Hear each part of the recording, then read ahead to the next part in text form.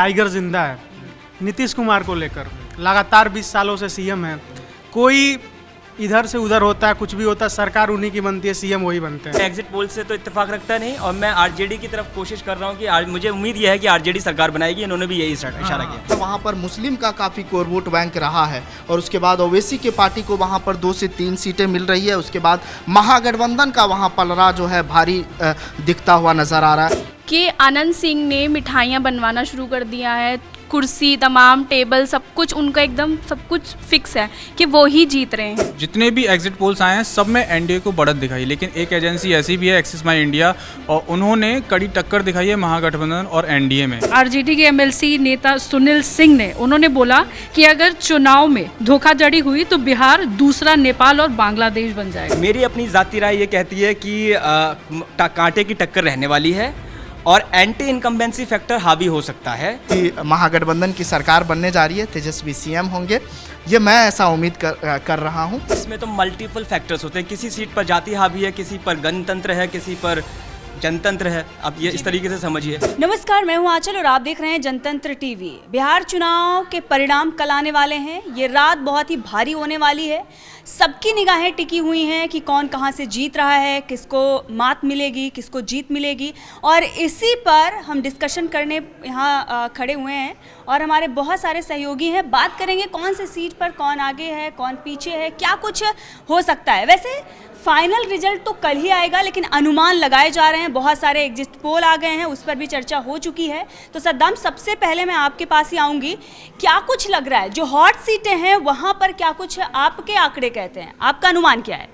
बिल्कुल, कई ऐसे हॉट सीट है आंचल जहाँ पर काफ़ी कड़ी टक्कर देखने को मिल रहा है, और सबसे जो बड़ी बात है तेजस्वी यादव का सीट है, सम्राट चौधरी है, खेसारी लाल यादव है, मैथिली ठाकुर जिसका जिक्र मिथिलांचल का, वो कहीं ना कहीं बहुत बड़ी बात कही जा रही थी इस बात को लेकर कि मिथिलांचल की बेटी चुनाव लड़ रही है। लेकिन अगर आप एग्जिट पोल में वो आंकड़े देखेंगे तो वो हारती हुई दिखाई दे रही है अलीनगर से।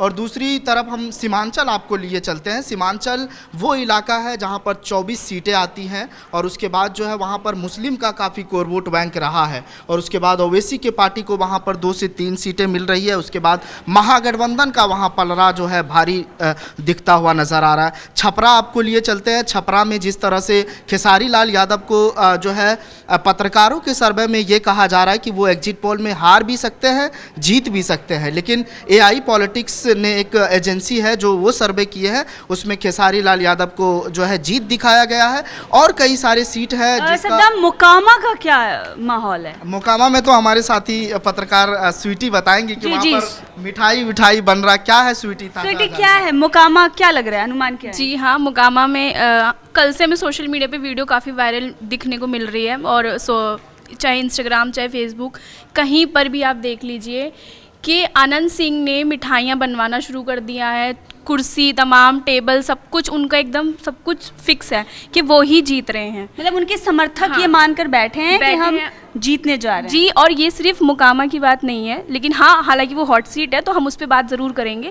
लेकिन अभी तक जितना मैंने अपनी रिसर्च करी है, तो टाइगर अभी जिंदा है कि भी पोस्टर्स वायरल हो रहे हैं सोशल मीडिया पे, जो कि जी हाँ, क्योंकि पता चल गया ना एग्जिट पोल में कि एनडीए मतलब बढ़त मिल रही है एनडीए को। तो आपको लग रहा है कि एनडीए की जितना अभी तक एग्जिट पोल में आया है, लेकिन एग्जिट पोल तो गलत भी हो सकते हैं, इसमें क्या है, तो हमारा डाटा है ना एक तरीके से। तो एनडीए वालों को खुशी हो चुकी है कि भाई नीतीश तो दोबारा आने वाले हैं, तो उन्होंने दबा के ये सारे पोस्टर लगवा दिए उनके कार्यकर्ताओं ने। और इसी के साथ साथ गिरिराज सिंह का भी हमारा बयान जो है वो सोशल मीडिया पे काफ़ी वायरल हो रहा है। वो ये कह रहे हैं कि जो लोग जैसे कि अखिलेश यादव हो गए या खेसारी लाल यादव हो गए, तेजस्वी यादव हो गए, ये जितने भी लोग हैं, ये जब सरकार में आएंगे, और उन्होंने राहुल गांधी को भी पकड़ा इस मामले में, और उन्होंने कहा कि जब ये लोग आएंगे तो परिवारवाद भी साथ में ले आएंगे, जिसे सो कॉल्ड आजकल के टाइम पे भाई भतीजावाद कहा जाता है, क्योंकि इनके देखा जा रहा है। और उसके साथ साथ उन्होंने ये भी बोला है कि जब ये लोग बुलेट पे घूम रहे थे, जब चुनाव यात्रा कर रहे थे, उस दौरान अगर इनको ऐसा कुछ चीज़ें देखने को मिल रही थी कि सड़क है, तो उन्होंने सवाल क्यों नहीं उठाए, सड़क टूटी है या तमाम और चीज़ें हैं। और बिहार में एग्जिट पोल जो है वो एनडीए की हिस्से में ज़्यादा, अभी तक को जो जितना भी सर्वे आया है वो एनडीए के हिस्से में ज़्यादा दिखाई दे रहा है। लेकिन जितना हम बता रहे हैं, सोशल मीडिया का मैं पूरा डाटा आपको बता रही हूँ जो वायरल हो रही हैं चीज़ें, और बस यही है। और देखते हैं अब कल क्या होगा। जी जी बिल्कुल। और हमारे जो सहयोगी हैं तरुण, उनसे बात करेंगे। कई बार हम देखते हैं कि लड्डू बनकर तैयार हो जाता है और उसके बाद उसे जब मात मिलती है तो मायूस चेहरे, वो सारा चीज़ जो है वो बदल जाता है। कई बार हमने देखा है कि पहले से तैयारियां होती हैं और सब कुछ बदल जाता है। तो मोकामा हो या तमाम सीटों में यही हाल चल रहा है। कल तो परिणाम आ ही जाएगा, लेकिन आपके अनुमान क्या हैं?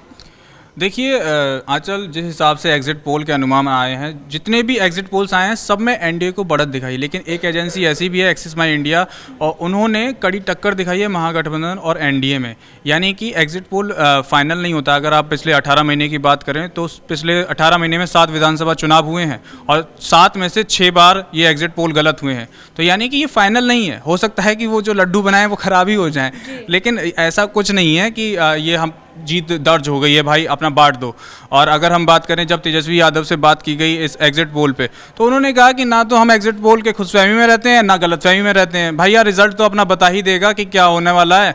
और जैसे पप्पू यादव की भी बयान आया था कि नीतीश कुमार को डायरेक्ट ऑफर कर दिया था कि भाई साहब घर वापसी कर लीजिए आप, ये बीजेपी आपको छुरा घोंप देगी। तो ये बयानबाजी अभी भी चल रही है। तो लेकिन अभी जो रिजल्ट आने वाला है, हो सकता है कि बहुत बड़ा हेर फेर देखने को मिले। तरुण, मैं आपके पास आऊँगी। पल्लवी, क्या लग रहा है आपको? आपका अनुमान क्या कहता है? देखिए आंचल, इस बार जो चुनाव हुआ है वो तो बहुत ही ऐतिहासिक चुनाव था। और जैसे इतने दिन में जो रिज़ल्ट आए हैं कि बिहार में सबसे ज़्यादा इस बार मतदान हुआ है और महिलाओं ने सबसे ज़्यादा मतदान किया। ये बहुत बड़ी बात है कि महिलाएं इतनी ज़्यादा उत्सुक हैं, इतना ज़्यादा मतलब उनमें एक्साइटमेंट है कि भाई वो अपना नेता चुनने के लिए एकदम है। और बहुत लोगों के ऐसे बयान भी आए हैं। मैंने आज एक बयान देखा है एमएलसी के आरजेडी के एमएलसी नेता सुनील सिंह ने। उन्होंने बोला कि अगर चुनाव में धोखाधड़ी हुई तो बिहार दूसरा नेपाल और बांग्लादेश बन जाएगा। उनके खिलाफ एफआईआर भी हुआ है। बट इस समय एनडीए आगे चल रही है, तो देखते हैं क्या होता है कल। जी, जिस तरह से पल्लवी ने बताया कि अगर कुछ भी परिणाम तो कुछ भी हो सकता है, या तो पक्ष में होगा या विपक्ष में होगा, लेकिन जिस तरह से बयान आ रहे हैं इस पर आपका क्या कहना है कि ये ठीक है? इस तरह से कई बार हमें जीत मिलती है, कई बार नहीं मिलती है, तो हम उसके लिए फेयर जांच हो या जो भी है, एक कानूनी जो हमारी प्रक्रिया है उसका पालन कर सकते हैं। ये बांग्लादेश और नेपाल की जो बातें कही जा रही हैं, इस पर आपका क्या है? देखिए, इसमें आंचल होता क्या है, जिसकी रही भावना जैसी प्रभु मूरत देखी तिन तैसी। बांग्लादेश के बारे में लद्दाख में भी इस तरह का वाक़या हुआ था कि यूथ ने प्रोटेस्ट किया है। तो ये इस तरह की पॉलिटिकल डेमोक्रेसी में, सोशल डेमोक्रेसी में नहीं बात कर रहा हूँ मैं, पॉलिटिकल डेमोक्रेसी में इस तरह के आरोप प्रत्यारोप लगते हैं। राजनीतिक पार्टियां एक दूसरे के ऊपर लांछन लगाती हैं, कीचड़ उछालती हैं। लेकिन being a voter of this country, मैं ये देखता हूँ कि इंस्पिरेशन ली जा सकती है। सीखने वाला व्यक्ति हर क्षण से, हर घटना से सीखता है, चाहे वो नेगेटिव इवेंट हो चाहे पॉजिटिव इवेंट हो। बांग्लादेश में जिस तरीके से हमने देखा, या नेपाल में हमने जिस तरीके से जेनजीज का प्रोटेस्ट देखा, इसमें सीख क्या ली जा सकती है, ये बड़ा सवाल है। तो जो बयान आ रहे हैं, आपका नज़रिया उन बयानातों को लेकर के किस तरह का है? अगर आप पॉजिटिव माइंडसेट के हैं तो आप उसमें से कुछ पॉजिटिव चीज़ ढूंढ ही लेंगे, और अगर आप नेगेटिव माइंडसेट के हैं तो यकीनन जब आपकी आंखों में तिनका है तो आपको सब कुछ धुंधला नज़र आने वाला है। तो ये तो मेरा एक जवाब हुआ। दूसरा ये हुआ कि आर्टिकल 19 के तहत सबको फ्रीडम ऑफ एक्सप्रेशन है। अगर वोट चोरी का मुद्दा है, मैं कल तेजस्वी यादव की प्रेस कॉन्फ्रेंस थी और उनकी आत्मविश्वास की मैं दाद देना चाहूँगा, क्योंकि एग्जिट पोल जो इशारा कर रहे हैं और हमारे साथी पत्रकारों ने मेंशन किया है, मैं समय ज़्यादा नहीं लूँगा उन बातों को रिपीट करने में, लेकिन इतना ज़्यादा माहौल बन रहा है, साइकोलॉजिकल गेम बहुत ज़्यादा खेला जाने लगा है। हमने देखा था इसी मीडिया में, और मैं बहुत मुतमईन और इत्तेफाक रखूँगा तेजस्वी यादव की इस बात से, कि जब ऑपरेशन सिंदूर था तो हम कराची और लाहौर तक पहुँच गए थे उन्हीं मीडिया संस्थानों के ज़रिए जो एग्जिट पोल दिखा रहे हैं। तो क्रेडिबिलिटी का और ट्रस्टनेस का जो मामला है, जहाँ तक वो ब्रीच हुआ है, मेरी अपनी ज़ाती राय ये कहती है कि कांटे की टक्कर रहने वाली है और एंटी इनकम्बेंसी फैक्टर हावी हो सकता है। क्योंकि हमने देखा कि हरियाणा में जिस तरीके से मनोहर लाल खट्टर को हटा दिया गया रातों रात और नायब सिंह सैनी को लाया गया, तो ये बात कही गई थी कि एंटी इनकम्बेंसी फैक्टर की वजह से उन्हें चेंज किया गया, वरना वो तो कैबिनेट में आज भी पोर्टफोलियो संभाल रहे हैं मनोहर लाल खट्टर, केंद्र में मिनिस्टर हैं, तो सेहत पर तो बात उनकी आती नहीं है। नरेंद्र मोदी जी खुद 75 साल के हो गए हैं, तो उम्र का तकाजा नहीं है वहाँ पर। एंटी इनकम्बेंसी की वजह से सीएम को चेंज किया गया। यहाँ पर भी एंटी इनकम्बेंसी फैक्टर काम करेगा और मुझे लगता है कि चांसेस हैं, I am not sure, but I am predicting कि आरजेडी की गवर्नमेंट महागठबंधन के साथ आ सकती है। एग्जिट पोल के साथ मैं नहीं जाना चाहूँगा। अच्छा, थैंक यू। लेकिन यहाँ पर एक सवाल मैं आपसे छोटा सा ये लेना चाहूँगी, मुख्यमंत्री तेजस्वी बनने जा रहे हैं आपके हिसाब से? नहीं, वो मुख्यमंत्री के चेहरे घोषित किए गए हैं महागठबंधन की तरफ से, वो तो अगर महागठबंधन के पास बहुमत होगा तो ऑफ कोर्स होगा ऑब्वियसली, क्योंकि हमारे यहाँ आइडेंटिटी की पॉलिटिक्स पहले से ही होती है। देखिए, बीजेपी हमेशा से ये सवाल पूछती रहती है कि भाई आप अपने प्रधानमंत्री पद के जो भी उम्मीदवार हैं उनका नाम बताइए। मुझे लगता है कि ये मुख्यमंत्री का चुनाव नहीं है। अगर आप देखेंगे कॉन्स्टिट्यूशनली अगर आप चलेंगे तो ये मुख्यमंत्री बनाने का चुनाव नहीं है, ये तो विधायक को चुनने का चुनाव है। विधायक तय करते हैं कि मुख्यमंत्री कौन बने, तो ये उनके हिस्से की कप ऑफ टी है, हमें इसमें ज़्यादा नहीं जाना है। मेरे इलाके का जो विधायक है, क्या वो दमदार है, पढ़ा लिखा है, क्रिमिनल बैकग्राउंड उसका कैसा है, ये मैटर मेरे लिए ज़्यादा करता है। Being a journalist as well as being a voter of this country, मुझे इस पे फोकस करना है कि मेरे एरिया का जो विधायक है या जो एमएलए है, एमपी है या एमएलसी है, उसको मुझे चुनना है, ना कि मुझे मुख्यमंत्री को चुनना है। सद्दाम, मैं एक बार फिर से आपके पास आऊँगी और मैं ये जानना चाहूँगी कि बिहार में, जैसा कि हमारे सहयोगी कमल भी ये बता रहे हैं कि महागठबंधन को बहुमत मिल सकता है और जो एग्जिट पोल दिखाए जा रहे हैं उसके साथ वो नहीं जा रहे हैं, तो जैसा कि आप ये कह रहे हैं कि कांटे की टक्कर है, तो हाँ, आप क्या मैं इसी पे आ रहा था। जैसे कि आप देखिए, पत्रकारों का एग्जिट पोल है, एबीपी सर्वे का एग्जिट पोल है, उसके बाद एक्सिस बैंक इंडिया का एग्जिट पोल है। तमाम जगह पर जो है अभी शुरुआत में जो दिखाया गया है वो एनडीए की बढ़त है। मैं कुछ आंकड़े भी लेके आया हूँ, मैं बताना चाहूँगा। और इसमें जो है साफ तौर पर जो पत्रकार के एग्जिट पोल का जो आंकड़ा है उसमें एनडीए को 125 सीटें मिलता हुआ दिखाई दे रहा है और महागठबंधन को 87 सीटें, यानी 31 सीट ऐसी है जहां पर कड़ी टक्कर है। ये आगे पीछे हो सकता है, अगर मान लीजिए ये गठबंधन में जाता है तो उनकी सरकार बनेगी, वरना एनडीए की तो बढ़त है ही। अब इसमें हो सकता है कि वो आगे पीछे हो सकता है, कम हो सकती है सीटें, लेकिन मुकाबला बहुत कड़ा है। और कई सारे ऐसे एग्जिट पोल हुए हैं। 2015 की आप याद कीजिए आंचल, 2020 का आप एग्जिट पोल देखिए तो वहाँ ये चीज़ें गलत साबित हुआ है। और कई ऐसे सारे एग्जिट पोल, ऐसा नहीं है कि सभी गलत हुआ था। उस समय 2020 के विधानसभा, बिहार के विधानसभा चुनाव में तेजस्वी यादव की एग्जिट पोल में सरकार बन रही थी, लेकिन परिणाम कुछ और हुआ था, वो जहाँ तक याद है मुझे। और दूसरी चीज़ ये है कि जो भी सीटें हैं, मान लीजिए मिथिलांचल का हो, मगध का हो, सीमांचल का हो, तो ये साफ तौर पर दिख रहा है कि वहाँ जो जातिवाद का फैक्टर हमेशा रहा है, चाहे वो एमओआई समीकरण हो,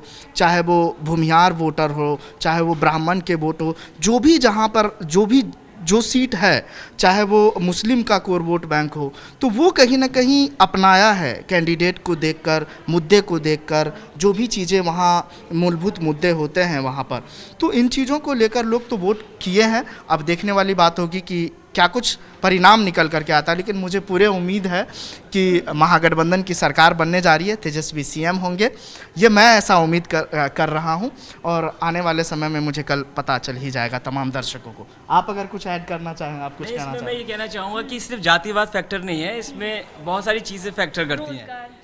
नहीं, रोजगार, देखिए बेशक हम ये बात कर रहे हैं, कुछ ऐसे भी सवाल उठ रहे हैं जिसमें ये कहा जा रहा है कि जनस्वराज की पार्टी आकर कहीं ना कहीं उस महागठबंधन की सरकार बनने में सेंध लगाई है, तो आपका वोट काट रहे हैं। जो बीजेपी से नाराज थे, सवर्ण थे, वो कहीं ना कहीं उनके साथ जा रहे हैं। जो उन्होंने टिकट्स दिए हैं, अगर उस पर भी आप गौर करेंगे तो वो भी विशेष जातियों को ही ज़्यादातर मिले, तो वहाँ के जो वोटर हैं वो जा रहे हैं। और थोड़ा बहुत जहाँ पर कांटे की टक्कर है, अगर मान लीजिए कई बार ऐसा होता है 100-200 वोट का हेर फेर हो गया, कभी कभी तो 1-2-3 वोट के भी हेर फेर होते हैं, तो ये जो वोट है वो काट रहे हैं और उसके बाद कहीं ना कहीं एनडीए को फ़ायदा पहुँचा रहे हैं। अगर आप इंडिविजुअल कैपेसिटी से अगर आप ये सवाल पूछेंगे सीट बाय सीट, तो मैं ये कहूँगा कि इसमें तो मल्टीपल फैक्टर्स होते हैं। किसी सीट पर जाति हावी है, किसी पर गणतंत्र है, किसी पर जनतंत्र है। आप ये इस तरीके से समझिए, हर सीट के अलग अलग फॉर्मूले हैं और हर सीट पर उम्मीदवार की जो निशानदेही होती है वो मल्टीपल चीज़ों पर होती है।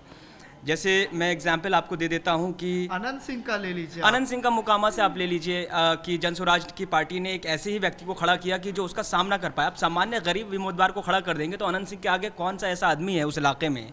अपने घर में तो सभी जानते हैं कि शेर हर कोई होता है, तो गरीब आदमी की इतनी हिम्मत नहीं है।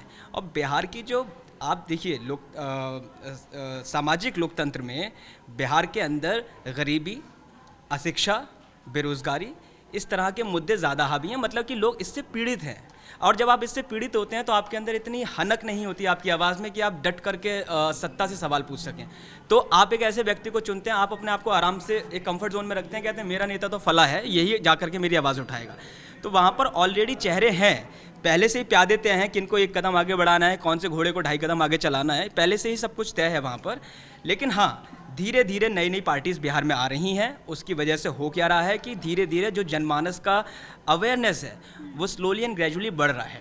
हो सकता है कि हमने अगले 5 साल के बाद इसका अंतर देखने को मिले। ज़रूरी बात है कि परिवर्तन की शुरुआत हुई है जनस्वराज के आने से, लेकिन इंडिविजुअल कैपेसिटी से देखेंगे तो इतना बड़ी वोट की सेंधमारी नहीं है, क्योंकि कारण क्या है ना कि इंडिविजुअल कैपेसिटी का गेम नहीं चल रहा है, ये चल रहा है ग्रुप वर्सेस ग्रुप। तो इसमें ये देखा जाएगा कि इस ग्रुप ने कितना हासिल किया और इस ग्रुप ने कितना हासिल किया। इंडिविजुअल सीट पे क्या हासिल हो रहा है उससे कोई ज़्यादा फर्क पड़ने वाला है नहीं। तरुण, आप कुछ कहना चाहेंगे?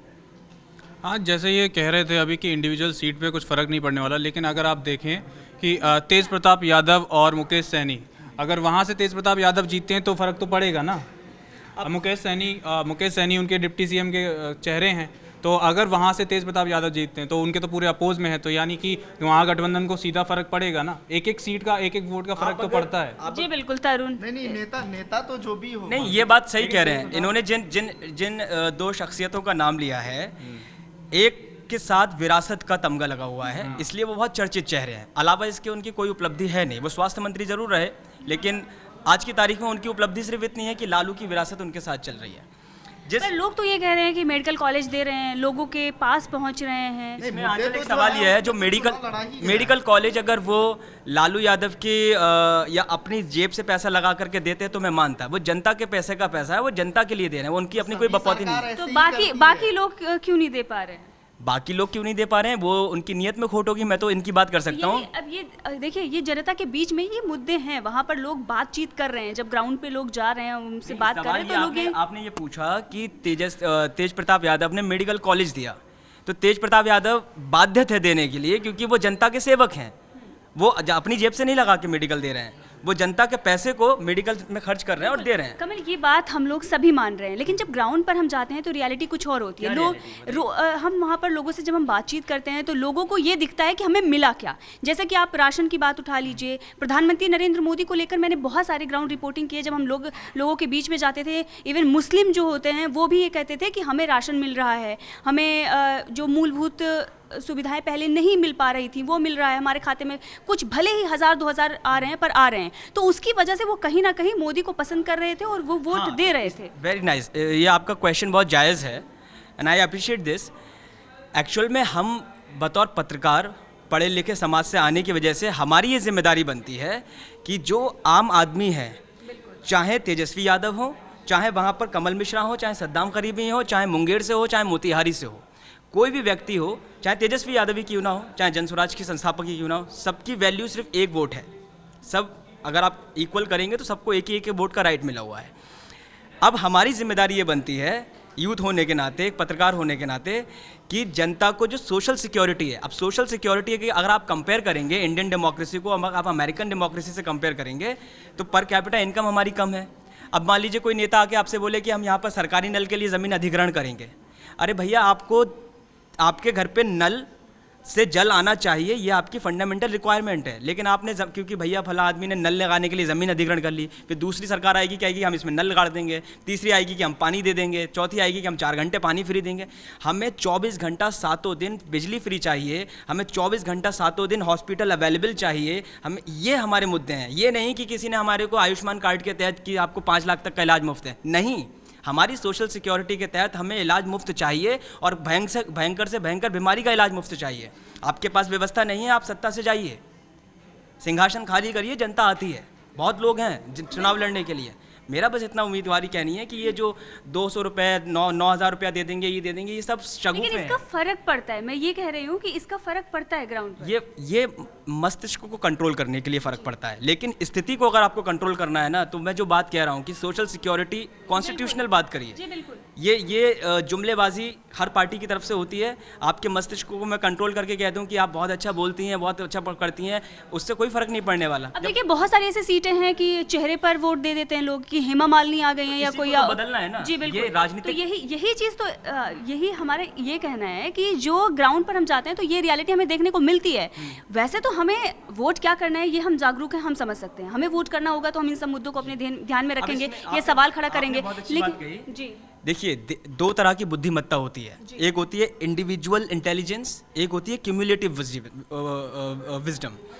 एक आदमी जो बहुत बुद्धिमान है वो अगर कोई निर्णय लेता है तो हमारे लोकतांत्रिक प्रक्रिया में ये होता है कि उस अकेले व्यक्ति की बुद्धिमत्ता को नहीं लिया जाता है, बल्कि जो 100 बेवकूफ़ों की राय मिला करके हम ले लेते हैं।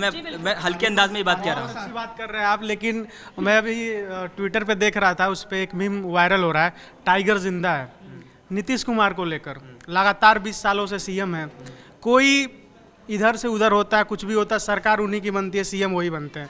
लेकिन इस बार सवाल ये है कि 74 साल एज हो गया उनका, स्वास्थ्य में भी दिक्कत है, तो गठबंधन टूटेगा इस बार एनडीए का और डबल इंजन रुकेगा, ये भी सवाल उठ रहा है। क्या नीतीश कुमार फिर सीएम बनेंगे? क्योंकि बीजेपी अगर ज़्यादा सीटें पाती है, नीतीश कुमार की पार्टी कम सीटें पाती है, एलजेपी ठीक ठाक सीटें पाती है, तो क्या नीतीश कुमार को किनारे कर दिया जाएगा? क्योंकि 74 साल एज हो गया है और 5 साल अगर और वो सरकार में रहते हैं, लगभग 80 साल के करीब वो पहुँच जाएंगे। तो ऐसे में सवाल उठता है, क्योंकि आपने कई बार देखा होगा ज़बरदस्ती किसी महिला को माला पहना देना, किसी महिला का हाथ पकड़ लेना, तमाम चीज़ों। नहीं, इसमें दो चीज़ें हैं, मैं बता रहा हूँ। इसमें दो चीज़ें हैं। सबसे पहली बात कि गृह मंत्री अमित शाह, प्रधानमंत्री नरेंद्र मोदी वो पहले कह चुके हैं कि हम नीतीश कुमार के चेहरे पे चुनाव लड़ रहे हैं बिहार में, और सीएम चेहरा नीतीश कुमार होगा। Let me complete Paritosh. और दूसरी चीज़ ये कि मान लीजिए कि अगर नीतीश कुमार, जो बात का जिक्र आप कर रहे हैं कि मतलब उम्र हो गई है या फिर, तो है ऑप्शन बहुत सारे हैं, लेकिन क्या इस तरह से बीजेपी करती है ये तो चुनाव परिणाम बताएंगे और आने वाले वक्त में ये चीज़ पता चल पाएगा। आप अगर कुछ ऐड करना चाहें। पहली बात तो मैं खुद ही कह रहा हूँ कि मैं एग्जिट पोल से तो इत्तेफाक रखता नहीं, और मैं आरजेडी की तरफ कोशिश कर रहा हूँ कि मुझे उम्मीद यह है कि आरजेडी सरकार बनाएगी। इन्होंने भी यही इशारा किया। अब आप कह रहे हैं कि अगर ये एनडीए की गवर्नमेंट फॉर्म होती है इन केस और बीजेपी को मेजॉरिटी मिल जाती है, तो मैं देखिए, कथनी करनी में अंतर दिखता है बीजेपी की। शिवराज सिंह चौहान के नेतृत्व में मध्य प्रदेश में चुनाव लड़ा गया, माई बहन लाडली योजना लाई गई, सब कुछ किया गया, लेकिन जैसे ही बीजेपी बम्पर जीतों से जीती है, बम्पर सीटों के साथ मेजॉरिटी में आती है, वही मैं कह रहा हूं। शिवराज सिंह चौहान को रातों रात खाली कर दिया जाता है और मोहन यादव को लाया जाता है। इसके अलावा राजस्थान में आप वेरी गुड, आपने मेरी ही बात अपनी जुबान से कह दी। अब मुझे लगता है जब मुझे जवाब देने, वही तो मैं कह रहा हूँ, नीतीश कुमार फिर सीएम बनेंगे, इस पर सवाल उठ रहा है, क्योंकि एज भी हो गया 74 और ऊपर से स्वास्थ्य उनका दिक्कत है। तो हो सकता है अगेन कुछ चीज़ों का जवाब तेजस्वी की जा रही है। कुछ चीज़ों के जवाब वक्त के ही पास होते हैं, आप भगवान से भी नहीं ले सकते हैं कि इस बार सीएम कौन बनेगा। क्या नीतीश, जो भी बिहार से दर्शक हमें देख रहे हैं, कमेंट में बताइए कि नीतीश कुमार ही सीएम बनेंगे या कोई अन्य चेहरा, तेजस्वी और नीतीश को छोड़ के कोई और भाजपा सामने ला सकती है, बड़ा दाव खेल सकती है। हो सकता है, मुझे लग रहा है कि चिराग हो सकते हैं। चिराग का समर्थक, देखिए 7 से 9 सीटें एग्जिट पोल में आने की उम्मीद है। हम तो उम्मीद लोग काफी उनको पसंद कर रहे हैं, बहुत सारे लोग ये कह रहे हैं कि जाके देख लीजिए सीएम के चेहरे में सबसे 0.04% लोग उनको पसंद कर रहे हैं। ये परसेंटेज कहाँ से आई? ये है किसी मीडिया चैनल ने किया है। अभी आपने मीडिया चैनल के अभी आपने सवाल खड़ा किया था। ठीक है, दर्शकों से आप पूछिए। इसमें एक बस छोटा सा मैं अपना जवाब सबमिट करूंगा, फिर आपके ऊपर है, ओवर टू यू। कि मैं ये बताना चाहता हूँ कि जनता की नज़र में, पत्रकारों की नज़र में बेशक एग्जिट पोल हो गया है, चुनाव खत्म हो गया है, लेकिन जो राजनीतिक पार्टियां, बिग प्लेयर्स हैं, उनके लिए अभी चुनाव चल रहा है। जब तक कि सीटों का नंबर नहीं आ जाता, वो चुनावी घड़ी चलती रहेगी, वो मीटिंग का दौर चलता रहेगा कि किसके पास कितनी सीटें आ रही हैं। और जब वो सीट्स आ जाएंगी तो बात पलट जाती है। दुष्यंत चौटाला हरियाणा में डिप्टी सीएम बन गए रातों रात, जबकि वो बीजेपी के खिलाफ चुनाव लड़ रहे थे, लेकिन अचानक से 10 सीटें बन के किंग मेकर बन जाते हैं और बीजेपी उन्हें अपने पाले में ले लेती है। वो अपने पिताजी को तिहाड़ जेल से निकलवा लेते हैं और खुद डिप्टी सीएम बन जाते हैं। तो राजनीति और क्रिकेट अनिश्चितताओं का खेल है, कभी भी कुछ भी हो सकता है, आखिरी गेंद तक इंतजार करिए। लेकिन मुझे नहीं लगता कि नीतीश कुमार के पीठ पे कोई वार कर पाएगा, क्योंकि अगर वो कम सीटें भी पाते हैं तो नीतीश कुमार ऐसे हैं कि तेजस्वी को दोबारा से अपने पार्टी में शामिल भी कर सकते हैं। लालू का, क्योंकि पप्पू यादव ने कल बयान दिया था कि नीतीश जी हमारे साथ आज ये सीएम बन जाइए, ऐसा बयान उन्होंने दे रखा है। तो हो सकता है कि नीतीश कुमार महागठबंधन की तरफ भी जा सकते हैं। अगर महागठबंधन की तरफ गए तो केंद्र पर भी आँच आ सकता है, क्योंकि ठीक ठाक सीट केंद्र में भी उनके पास वो है। दूर की कौड़ी है, अभी तो हमें 14 तारीख का ही परिणाम देखना है, जी, आगे बिल्कुल। भविष्य में तो बहुत संभावना लेकिन है। वायरल हो रहा है कि टाइगर जिंदा है, और नीतीश कुमार को लेकर कमेंट में बताइए सीएम वो बनेंगे या कोई बिल्कुल और? बिल्कुल। और हमारी सहयोगी स्वीटी ने भी यही बात रखी थी कि टाइगर जिंदा है, यहीं से उन्होंने शुरुआत की थी। अब ये देखना होगा कि परिणाम क्या आता है। बहरहाल आपने देखा हमारे जो सहयोगी हैं उन्होंने अपनी अपनी राय रखी है, और क्या कुछ आंकड़े सामने आ रहे हैं उस पर भी हमने चर्चा कर ली है। तो इस वक्त मैं आंचल और कैमरे के पीछे मिन्हाज हैं,